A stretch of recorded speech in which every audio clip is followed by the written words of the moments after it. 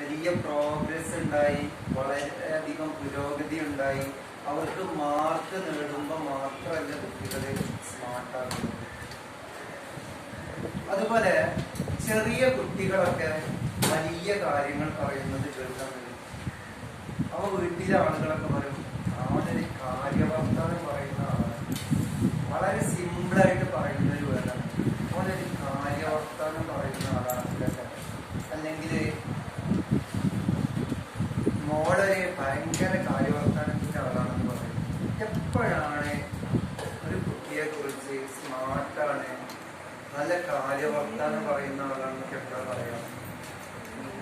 എപ്പോഴായിരിക്കും?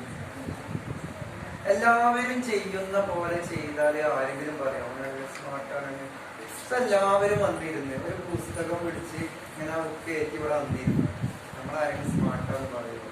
എല്ലാവരും ഇരിക്കുന്ന പോലെ ഇരുന്നു. അന്നേരം ഞങ്ങളിവിടെ ക്ലാസ്സിലേക്ക് വരുമ്പോ ഒരാൾ നിന്നിട്ട് പറയുന്നുണ്ട്, ആ ലാസ്റ്റിൽ ഇരുന്നത് ശരിയായില്ല, ഇവിടെ ഫസ്റ്റിൽ വന്നിരിക്കണ്ട, അതല്ല ഒരു ക്ലാസ്സിന്റെ ഒരു രീതി എന്ന് പറയുന്നത്.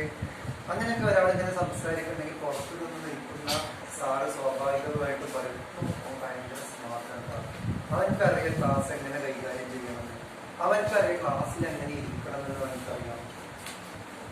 അപ്പൊ പൊതുവെ നമ്മളൊക്കെ ചെയ്യുന്ന കാര്യം